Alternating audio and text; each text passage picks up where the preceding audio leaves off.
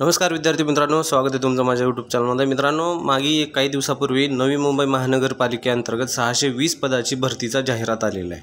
तर त्या पदासाठी मित्रांनो आता त्याचा निश्चित अभ्यासक्रम जो आहे त्याचं जाहिरात वेबसाईटवर आलेली आहे मित्रांनो। तर जे कोणी या जाहिरातीसाठी फॉर्म भरलेला आहे, परमनंट वॅकन्सी होती मित्रांनो, जे कोणी याच्यासाठी फॉर्म भरलेला आहे त्यांनी काय करायचं आहे, त्याच्यासाठी हा सिलेबस जो आहे तो आलेला आहे। तर मित्रांनो, हा व्हिडिओ पूर्ण पहा, तुम्हाला या व्हिडिओमध्ये सिलेबस काय काय असणार आहे ह्या स्टाफ नर्स या पदासाठी तुम्हाला समजून जाईल आणि त्यानुसारच तुम्ही काय करा मित्रांनो, अभ्यासाला लागा।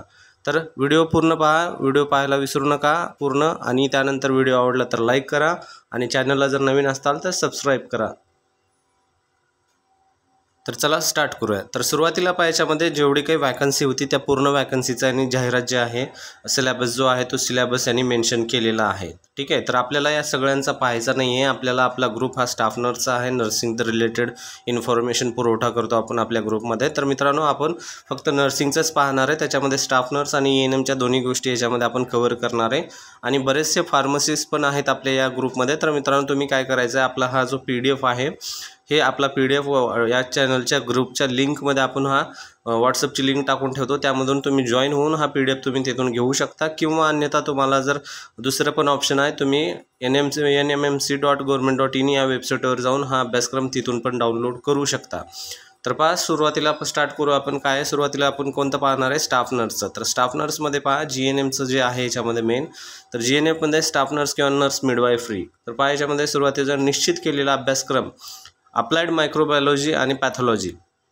मायक्रोबायोलॉजी आणि पॅथॉलॉजी हा मोस्टली फर्स्ट इयरमध्ये BSc मध्ये सब्जेक्ट होता। त्यामध्ये पहा, याच्यामध्ये जी काही पॅथॉलॉजीचा सब्जेक्ट आहे आणि मायक्रोबायोलॉजी आहे याच्यामधले काही याच्यामध्ये क्वेश्चन विचारले जातील, त्यासाठी तुम्ही याचं पण तुम्हाला कव्हर करायचं आहे। पण मोस्टली याच्यामध्ये जास्त क्वेश्चन पडणार नाही। तुम्हाला एक महत्त्वाचं याच्यामध्ये टाइम टेबल ठरवावं लागेल आणि तुम्हाला कोणाला किती वेटेज द्यायचं आहे त्या वेटेजनुसार पण तुम्हाला अभ्यास करावा लागणार आहे। खूप याच्यामध्ये सॅलरी चांगली असणार आहे नवी मुंबई महानगरपालिकेअंतर्गतली, आणि बरेचसे काय याच्यामध्ये दुसरे भत्ते पण वगैरे असतात या पदामध्ये, या नवी मुंबई महानगरपालिकेअंतर्गत त्याच्यामध्ये। तर पहा मित्रांनो, पूर्ण व्हिडिओ पहा, व्हिडिओ आवडला तर लाईक करा। तर पहा, सुरुवातीला काय आपण पाहिलं होतं अप्लाइड मायक्रोबायोलॉजी याच्यामध्ये। तर त्यानंतर नेक्स्ट जे आहे pollution introduction, causes, effects and control measures, हे याच्यामध्ये नेक्स्ट आहे पोल्युशनचा। पोल्युशन रिलेटेड काही जे काही कॉजेस किंवा इफेक्ट होतील, त्यानंतर आपण जे काही त्याचे आपण डिसीज जे होतील त्या डिसीजचे कंट्रोल काय काय करू शकतो आपण, जसं एन्व्हायरमेंटल पोल्युशन वगैरे, त्या रिलेटेड पण एक टॉपिक दिलेला आहे। त्यानंतर न्यूट्रिशन आहे। न्यूट्रिशन मोस्टली तुम्हाला न्यूट्रिशनमधलं जसे कार्बोहायड्रेट, फॅट, मिनरल्स, विटॅमिन्स वगैरे येतं, तर त्या संदर्भात तुम्हाला काय विचारलं जाईल की याचे वेटेज किंवा कोणता डिसीज, जसं उदाहरणार्थ क्वाशिरकर, मारास्मस, गॉयटर, थायरॉइड, ह्या रिलेटेड तुम्हाला याच्या कोणत्या डिफिशियन्सी किंवा कोणत्या याच्यामुळे तुम्हाला आजार होऊ शकतो अशा रिलेटेड क्वेश्चन पडला जाईल। तर तुम्ही याच्यामधला पण टॉपिक कव्हर करायचे। तर मोस्टली हायलाइटेड टॉपिक जे असतात विचारले जातात किंवा जास्त वेटेज कशाला असते अशाला थोडंसं प्राधान्य देऊन वाचायचं आहे। त्यानंतर नेक्स्ट आहे न्यूट्रिशनल असेसमेंट। न्यूट्रिशनल असेसमेंट पण याच्यामध्ये महत्त्वाचा टॉपिक दिलेला आहे। Nutrition education and food safety, पुन्हा त्यानंतर फूड अडल्ट्रेशन ॲक्ट वगैरे असे ॲक्ट पण विचारले जाऊ शकतात। तर त्यासाठी तुम्ही तसे ॲक्ट वगैरे पण वाचून घ्यायचे। उदाहरणामध्ये याच्यामध्ये ॲक्ट असतील तर ॲक्ट कधी आला होतं वगैरे, अशा प्रकारचे याच्यामध्ये क्वेश्चन असू शकतात। त्यानंतर पहा, नेक्स्ट आहे त्यामध्ये information and education and communication. Information, education and communication हा एक टॉपिक आहे। CET ज्याला म्हटलं जातं आपण, कम्युनिकेशन इन्फॉर्मेशन किंवा कम्युनिकेशन एज्युकेशन टेक्नॉलॉजी जे आहे याच्यामध्ये तुम्हाला मोस्टली बिहेवियर, कम्युनिकेशनल बिहेवियर, त्यानंतर इंटरपर्सनल रिलेशनशिप, अशा जे काही टॉपिक आहेत मेन त्या संदर्भात पण विचारलं जाऊ शकतं। पण तुम्हाला एक महत्त्वाचं याच्यामध्ये करायचं आहे, ज्या टॉपिकला, ज्या सब्जेक्टला जास्त प्राधान्य कशाला द्यायचं आहे त्यानुसार तुम्ही याला अभ्यास करायचा आहे। त्यानंतर नेक्स्ट आहे organization of health care services. त्यानंतर इपिडेमिओलॉजीवर खूप पडू शकतात, तर याचं पण महत्त्वाचं असू द्या, हे एक टॉपिक इम्पॉर्टंट असतो मोस्टली इपिडेमिओलॉजी। त्यानंतर व्हायटल स्टॅटिस्टिक एक आहे। त्यानंतर communicable and non communicable diseases under national health program, हा तर खूप महत्त्वाचा टॉपिक आहे। कम्युनिकेशन आणि नॉन कम्युनिकेशनल डिसीजेस, हे जे कम्युनिकेबल नॉन कम्युनिकेबल डिसीजेस आहेत यामध्ये 100% क्वेश्चन पडतात। तुम्ही याच्यामधले जे कम्युनिकेबल आहेत आणि नॉन कम्युनिकेबल आहेत हे पूर्ण वाचून घ्यायचं आहे तुम्हाला। आणि नॅशनल हेल्थ प्रोग्राम जे आहेत ते पण तुम्हाला याच्यामध्ये कव्हर करायचं। नॅशनल हेल्थ प्रोग्राममध्ये जसं की ब्लाइंडनेस कंट्रोल प्रोग्राम, त्यानंतर cancer control program, diabetes control program, AIDS control program, त्यानंतर फिलेरिया वगैरे जे इम्पॉर्टंट प्रोग्राम आहेत ते इम्पॉर्टंट प्रोग्राम तुम्हाला कव्हर करायचं आहे। त्यानंतर तुम्हाला पहा, आता हे हा रिलेटेड सिलेबस आहेत ठीक आहे. तर त्यानंतर तुम्हाला याच्या व्यतिरिक्त पण थोडेफार क्वेश्चन असू शकतात, तर तुम्हाला ते पण कव्हर करायचं आहे. अगोदर तुम्हाला हा निश्चित केलेला जो आहे तो पाहायचा आहे. त्यानंतर नेक्स्ट याच्यामध्ये काय दिले, common condition emergencies, first aid emergency condition.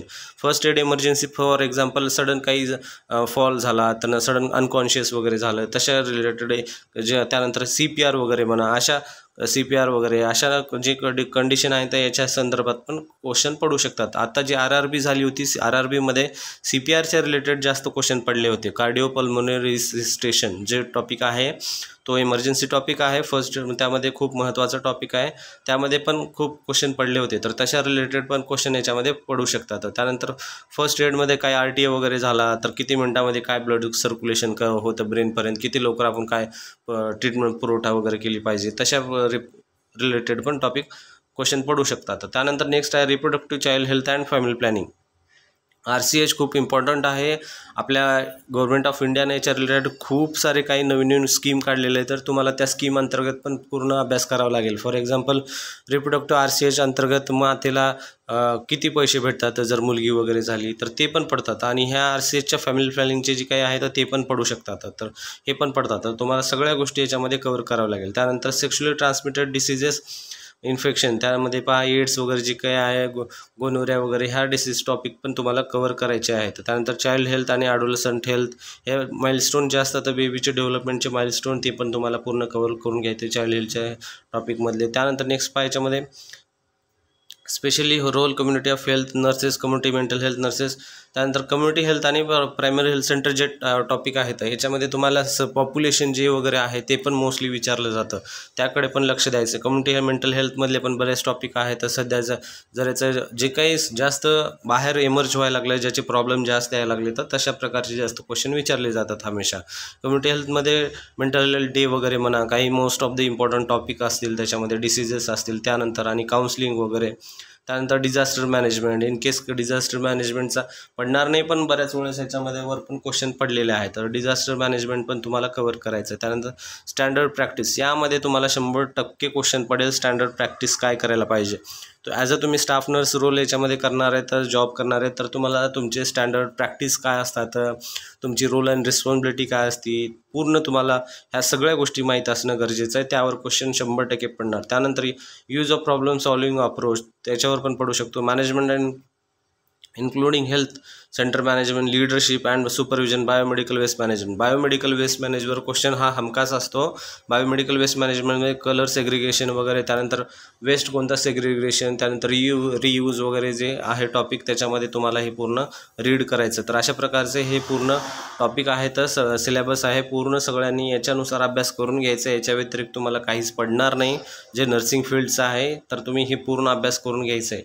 मित्रांनो, व्हिडिओ जर आवडत असेल तर व्हिडिओला नक्की लाईक करा. चॅनलला जर नवीन असाल तर सबस्क्राईब करा. आपल्या नर्सिंग चॅनलचा मोटिव्ह असाच असतो की जे कोणी नर्स वगैरे एज्युकेशन झालेलं आहे त्यांना गव्हर्नमेंटची एक शासकीय जॉब भेटावी, त्यासाठी आहे आपला एक पूर्ण हेतू असतो मित्रांनो. त्यानंतर नेक्स्ट आपण पाहणार आहे ANMचे पोस्ट. आपल्या बरेच जे कोणी ANM भगिनी असतील त्यांच्यासाठी आपण हे पूर्ण पाहणार आहे. याच्यामध्ये ऑक्सिजन नर्स मिडवायफ्री, याच्यामध्ये छोटासा टॉपिक आहे, जास्त याच्यामध्ये काही दिलेलं नाही आहे. तर याच्यामध्ये काय दिलं आहे, सुरुवातीला community health nursing. Community health nursing खूप महत्त्वाचं आहे, याच्यावर तर 100% पडणारच. तुमचं पॉप्युलेशन किती कव्हर करू शकतो, त्यानंतर कम्युनिटी हेल्थ अंडर PSC आपलं सब सेंटरमध्ये किती पॉप्युलेशन कव्हर करू शकतो, त्यानंतर किती ANM असतात, त्यानंतर मल्टीपर्पज रोल काय वगैरे, या पूर्ण गोष्टी ह्या याच्यामध्ये. त्यानंतर कम्युनिटी हेल्थ नर्सिंगमध्ये फर्स्ट एड काय असते, आपण कोणत्या कोणत्या ट्रीटमेंट तिथं देऊ शकतो, त्यानंतर कोणत्या गोष्टीला रेफरन्स करू शकतो, त्या अशा गोष्टी. त्यानंतर हेल्थ प्रमोशन तिथे असेल, याच्यावर पण तुम्हाला वाचावं लागेल. नर्सिंग फाउंडेशन बेसिक हे तर खूप गरजेचं आहे.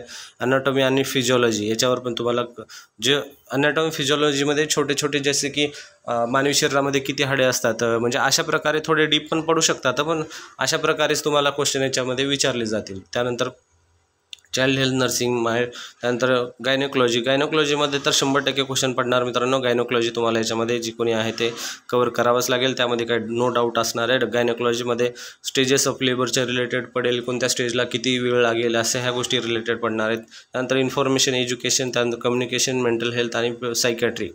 मेडिकल सर्जिकल नर्सिंगमध्ये पण तुम्हाला बरेच क्वेश्चन पडू शकतात. त्यानंतर intensive care, microbiology, hospital infection control, यावर तर पडणारच. त्यानंतर नॅशनल कम्युनिकेबल, त्यानंतर नॉन कम्युनिकेबल डिसीज, अशा प्रकारचे vaccination program. Yes, vaccination program पण एक महत्त्वाचा टॉपिक आहे. याच्यामध्ये प्रत्येक वॅक्सिनेशन तुम्हाला जे नॅशनल इम्युनायझेशन शेड्यूल आहे तो पूर्ण तुम्हाला रीड करून घ्यायचं. याच्यावर तुम्हाला 100% क्वेश्चन पडणार, मी गॅरंटी देतो. याच्यावर तुम्हाला क्वेश्चन इम्युनायझेशन शेड्यूल जे आहे त्यामध्ये कोणता इम्युनायझेशन कधी द्यायला पाहिजे, फॉर एक्झाम्पल मिझल्स 9 महिन्याला देतो का, कधी देतो, त्यानंतर पोलिओ, BCG, हेपॅटायटिस, TT, ह्या सगळ्या गोष्टी तुम्हाला माहिती पाहिजे. त्यानंतर बूस्टर डोस वगैरे कधी असतो, त्यानंतर ह्या प्रत्येक गोष्टीचा तुम्हाला अभ्यास असणं गरजेचं आहे. प्रत्येकाने ज्यांनी अभ्यास करताय त्यांच्यासाठी शुभेच्छा. जे कोणी नवीन स्टार्ट केलेलं फॉर्म भरला आहे तर त्यांनी फर्स्ट टाईम फॉर्म भरला आहे, त्यांनी प्रत्येकाने परत एकदा तुम्ही याच्यामध्ये रिवाईज करा, स्टार्ट अभ्यासाला लागा. आणि याच्यामध्ये एखादी तुम्हाला फक्त एक पोस्ट काढायची आहे मित्रांनो. सगळ्या पोस्ट आपल्याला 620 नाही पाहिजे, फक्त एक पोस्ट पाहिजे आणि तुमची लाईफ सेटल होऊन जाणार आहे. जर चॅनल तुम्हाला आपला जे अपडेट वगैरे आहे आवडत असतील तर तुम्ही ह्या चॅनलला सबस्क्राईब करा आणि तुमचा आपल्या DMR नर्सिंग या ग्रुपला सपोर्ट करा मित्रांनो. व्हिडिओ जर आवडला असेल तर व्हिडिओला लाईक करा. अशाच नवीन व्हिडिओसाठी तुम्ही आपल्या यूट्यूब किंवा व्हॉट्सअप ग्रुपवर लिंक असा कनेक्टेड असा. धन्यवाद मित्रांनो.